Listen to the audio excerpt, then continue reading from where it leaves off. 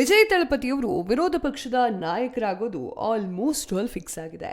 ಅರೆ ಯಾಕೆ ಹೇಳ್ತಾ ಇದ್ದೀರಾ, 108 ಕ್ಷೇತ್ರಗಳಲ್ಲಿ ಆಲ್ರೆಡಿ ವಿಜಯವನ್ನ ಸಾಧಿಸಿದ್ದಾರೆ ಅಂತ ನೀವು ಹೇಳಬಹುದು.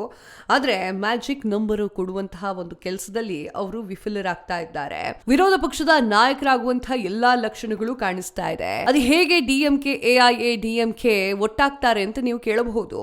ಈಗ ಡಿಎಂಕೆಯ ಜೊತೆಗೆ ಕಾಂಗ್ರೆಸ್ ಇಲ್ಲ, ಕಾಂಗ್ರೆಸ್ ಈಗ ವಿಜಯ್ ಜೊತೆಗೆ ಇದೆ. ಸೊ ಆ ಒಂದು ಕಾರಣಕ್ಕಾಗಿ ಡಿಎಂಕೆ ಮತ್ತು ಎಐಡಿಎಂಕೆ ಮಾತುಕತೆ ಆಡಬಹುದು. ಯಾಕಂದ್ರೆ ರಾಜಕೀಯದಲ್ಲಿ ಇವತ್ತು ಶತ್ರುಗಳಾದವರು ನಾಳೆ ಮಿತ್ರರಾಗ್ತಾರೆ, ನಾಳೆ ಮಿತ್ರರಾದವರು ಶತ್ರುಗಳಾಗ್ತಾರೆ. ಸೊ ಎಷ್ಟೇ 108 ಕ್ಷೇತ್ರಗಳಲ್ಲಿ ವಿಜಯವನ್ನ ಸಾಧಿಸಿದಂತಹ ವಿಜಯ್ ತಳಪತಿ ಅವರಿಗೆ ವಿರೋಧ ಪಕ್ಷದ ಸ್ಥಾನ ಆಲ್ಮೋಸ್ಟ್ ಆಲ್ ಫಿಕ್ಸ್ ಅಂತಾನೆ ಹೇಳಬಹುದು. ತಮಿಳುನಾಡಿನ ವಿಧಾನಸಭಾ ಚುನಾವಣೆಯಲ್ಲಿ ಭರ್ಜರಿ ಜಯ ಗಳಿಸಿ ಏಕೈಕ ದೊಡ್ಡ ಪಕ್ಷವಾಗಿ ಹೊರಹೊಮ್ಮಿದಂತಹ ನಟ ವಿಜಯ್ ಅವರ ನೇತೃತ್ವದ ತಮಿಳು ವೆಟ್ರಿ ಕಳಗಂ ಸರ್ಕಾರ ರಚನೆಯ ಹಾದಿಯಲ್ಲಿ ಸಿಕ್ಕಾಪಟ್ಟೆ ವಿಘ್ನಗಳಾಗ್ತಾ ಇದೆ. ಬಹುತೇಕ ಸಾಬೀತುಪಡಿಸಲಿಕ್ಕೆ ಅಗತ್ಯವಿರುವಂತಹ ಶಾಸಕರ ಬೆಂಬಲದ ಪತ್ರ ನೀಡುವವರೆಗೂ ಕೂಡ ಅವರು ಪ್ರಮಾಣ ವಚನವನ್ನ ಸ್ವೀಕಾರ ಮಾಡುವ ಹಾಗಿಲ್ಲ. ರಾಜ್ಯಪಾಲರನ್ನ ಎಷ್ಟೇ ಭೇಟಿ ಮಾಡಿದ್ರೂ ಕೂಡ ಲಾಸ್ಟ್ ಅಲ್ಲಿ ನೀವು ನಂಬರ್ಗಳನ್ನ ತೋರಿಸಬೇಕಾಗತ್ತೆ. ತಮಿಳುನಾಡು ಅಸೆಂಬ್ಲಿಯಲ್ಲಿ ಒಟ್ಟು 234 ಸ್ಥಾನಗಳಿದೆ. ಸರ್ಕಾರವನ್ನ ರಚನೆ ಮಾಡಲಿಕ್ಕೆ 118 ಮ್ಯಾಜಿಕ್ ನಂಬರ್ ಬೇಕು. ವಿಜಯ್ ಅವರ ಟಿವಿಕೆ ಪಕ್ಷ 108 ಸ್ಥಾನಗಳ ಗೆಲ್ಲುವ ಮೂಲಕ ಒಂದು ದೊಡ್ಡ ಪಕ್ಷವಾಗಿ ಹೊರಹೊಮ್ಮಿದೆ, ಅದನ್ನು ಒಪ್ಕೊಳ್ಳೋಣ. ಇಲ್ಲಿ ಕಾಂಗ್ರೆಸ್ ಕೂಡ ನನ್ನ 5 ಶಾಸಕರನ್ನ ಕೊಡ್ತೇನೆ ಅಂತ ಹೇಳಿದೆ, ಅದನ್ನು ಒಪ್ಕೊಳ್ಳೋಣ. ಆದ್ರೆ ಒಟ್ಟು ಟೋಟಲ್ 113 ಆಗುತ್ತೆ ಅಷ್ಟೇ.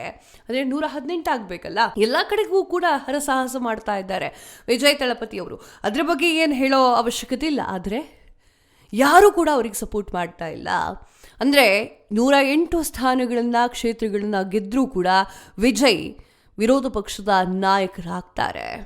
ಅಕಸ್ಮಾತ್ ಡಿಎಂಕೆ ಎಐಎಡಿಎಂಕೆ ಮೈತ್ರಿ ಆಗಿಲ್ಲ ಅಂತ ಅಂದ್ಕೊಳ್ಳಿ, ವಿಜಯ್ ಅವರಿಗೆ ಸರಿಯಾದ ರೀತಿಯಲ್ಲಿ ಮ್ಯಾಜಿಕ್ ನಂಬರ್ ಅನ್ನ ಕೊಡ್ಲಿಕ್ಕೆ ಸಾಧ್ಯ ಆಗ್ಲಿಲ್ಲ ಅಂತ ತಿಳ್ಕೊಳ್ಳಿ, ಏನಾಗುತ್ತೆ ಗೊತ್ತಾ?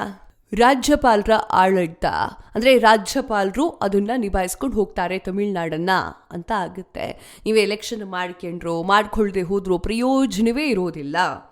ಈಗ 118 ಶಾಸಕರ ಸಹಿಯನ್ನು ತಂದು ತೋರಿಸಬೇಕು. ಇಲ್ಲ ಅಂತಂದ್ರೆ ಇದು ಯಾರಿಗೂ ಕೂಡ ಯಾರೂ ಮೈತ್ರಿ ಆಗಲಿಲ್ಲ ಅಂತಂದ್ರೆ ಇದು ರಾಜ್ಯಪಾಲರ ಆಡಳಿತ ಫಿಕ್ಸ್ ಆಗುತ್ತೆ. ವಿಜಯ್ ಅವರಿಗೆ ಬೆಂಬಲವನ್ನ ನೀಡಲಿಕ್ಕೆ ಕಾಂಗ್ರೆಸ್ ನಿರ್ಧಾರ ಮಾಡುತ್ತೆ.